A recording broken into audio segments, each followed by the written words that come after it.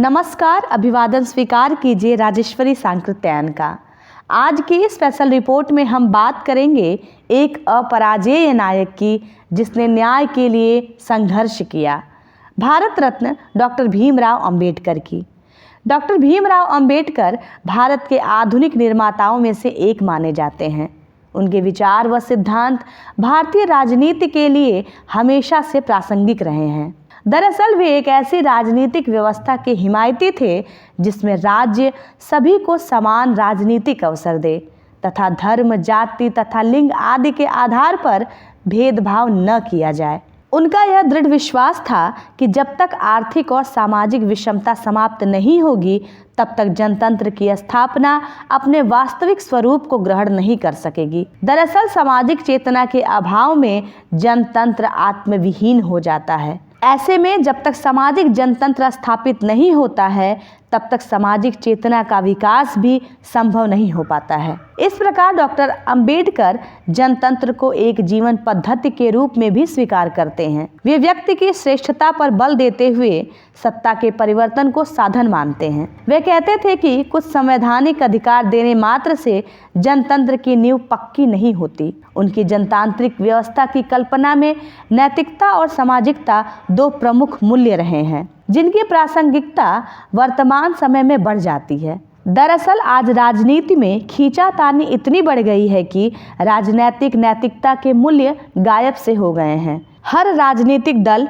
Vote bank को अपनी तरफ करने के लिए राजनीतिक नैतिकता एवं सामाजिकता की दुहाई देते हैं, लेकिन सत्ता प्राप्ति के पश्चात इन सिद्धांतों को अमल में नहीं लाते हैं। बाबा साहब भीमराव अंबेडकर आधुनिक भारतीय चिंतकों में एक प्रतिनिधि नाम है। वे एक प्रख्यात अर्थशास्त्री, कानूनविद, राजनेता तथा समाज सुधारक थे। अपने प्रगतिशील कृतित्व और रोशन व्यक्तित्व के कारण वे आज भी लाखों लोगों के लिए प्रेरणा स्रोत हैं। ऐसे बहुत सारे लोग जिन्हें अपने अधिकारों के लिए कभी आवाज उठाने का अवसर नहीं मिला, जीवन की बुनियादी आवश्यकताओं के लिए रोजमर्रा की जद्दोजहद जिनकी जिंदगी का सच था, उन सभी लोगों के लिए बाबा साहब एक संपूर्ण और बेहद जरूरी आवाज बनकर आए थे। भारत रत्न से सम्मानित भारत के संविधान निर्माता, चिंतक और समाज सुधारक डॉक्टर भीमराव अंबेडकर का जन्म मध्य प्रदेश के महू में 14 अप्रैल सन 1891 को हुआ था। उनके पिता का नाम रामजी मालोजी सकपाल और माता का नाम भीमाबाई रामजी सकपाल था। वे अपने माता पिता की 14वीं और अंतिम संतान थे। उन्होंने अपना पूरा जीवन सामाजिक बुराइयों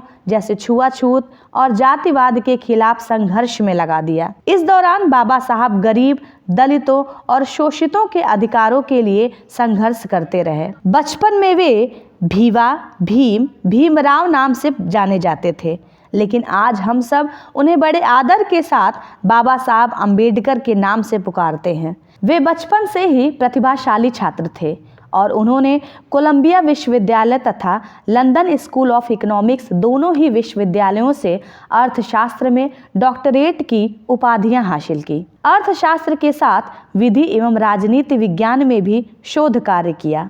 प्रारंभ में वे अर्थशास्त्र के प्रोफेसर रहे, वकालत भी की, लेकिन बाद में वे राजनैतिक गतिविधियों में सम्मिलित होकर भारत की वास्तविक स्वतंत्रता, सामाजिक स्वतंत्रता तथा आर्थिक स्वतंत्रता के लिए अपना पूरा जीवन समर्पित कर दिया। उस समय हिंदू पंथ में अनेक कुरीतियां, छुआछूत और ऊंच नीच की प्रथाएं प्रचलन में थी, जिसके लिए उन्होंने अथक संघर्ष किया। वे स्वयं दलित वर्ग से संबंधित थे। छुआछूत के दंश को, समाज में व्याप्त सामाजिक असमानता, जाति व्यवस्था, शूद्रों के साथ होने वाले अमानवीय व्यवहार को उन्होंने अपने बाल्यकाल से देखा, जाना और भोगा था।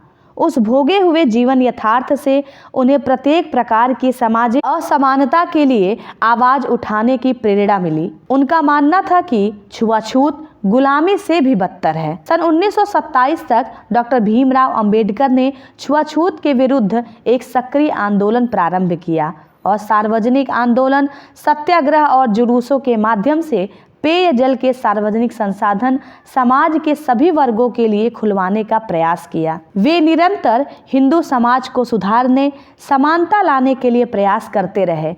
लेकिन कुप्रथाओं की जड़ें इतनी गहरी थी कि उनका समूल उन्मूलन उन्हें कठिन लगने लगा। एक बार तो वे गहरी हताशा में कहते हैं कि हमने हिंदू समाज में समानता का स्तर प्राप्त करने के लिए हर तरह के प्रयास और सत्याग्रह किए, परंतु सब निरर्थक सिद्ध हुए। हिंदू समाज में समानता के लिए कोई स्थान नहीं है। इसका परिणाम यह हुआ कि 14 अक्टूबर 1956 को नागपुर में उन्होंने अपने 3.5 लाख समर्थकों के साथ बौद्ध धर्म को अपनाते हुए वंचित दलित समुदाय को नवीन धार्मिक, आध्यात्मिक, नैतिक मूल्यों, रीति रिवाजों की एक जीवंत परंपरा प्रदान की। उन्होंने भारतीय समाज व्यवस्था, जाति व्यवस्था, धर्म का अर्थतंत्र, वंचित वर्ग के अधिकार, मजदूरों और कामगारों का हित, महिला अधिकार, व्यवस्थापिका, कार्यपालिका एवं सरकारी सेवा में दलित वर्ग के स्वाभाविक प्रतिनिधित्व के साथ ही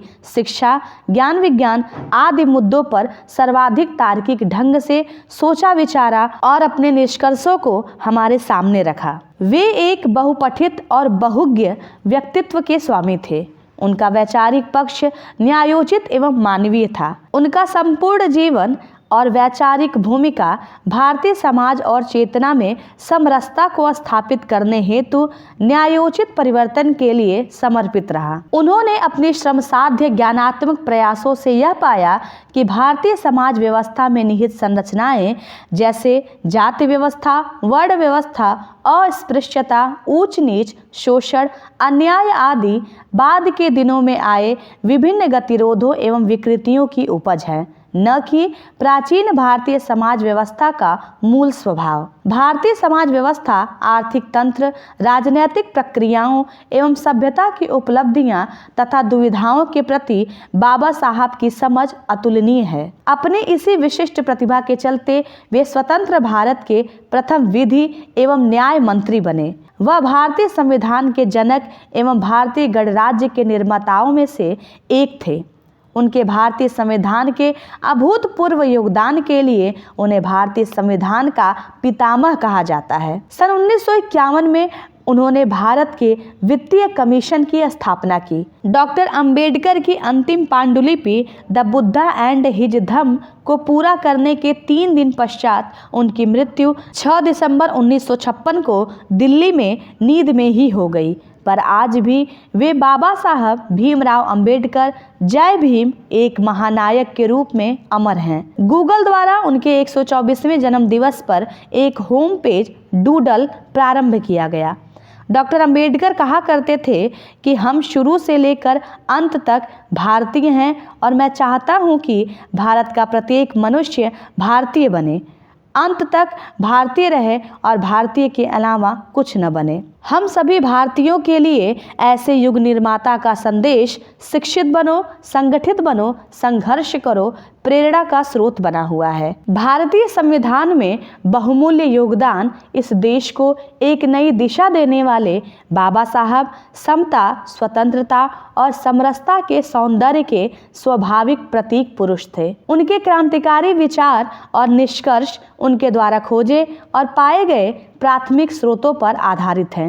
इसीलिए वर्तमान समय में भी उनके विचारों की प्रासंगिकता बनी हुई है, बल्कि यूं कहें कि और बढ़ गई है। इस प्रकार हम कह सकते हैं कि बाबा साहब भीमराव अंबेडकर के सामाजिक चिंतन में अस्पृश्यों, दलितों तथा शोषित वर्गों के उत्थान के लिए काफ़ी संभावना झलकती है। वे उनके उत्थान के माध्यम से एक ऐसा आदर्श समाज स्थापित करना चाहते थे जिसमें समानता, स्वतंत्रता तथा भ्रातृत्व के तत्व समाज के जाति, लिंग, आर्थिक, राजनैतिक व धार्मिक सभी पहलुओं पर पैनी नज़र रखी जा सकती है।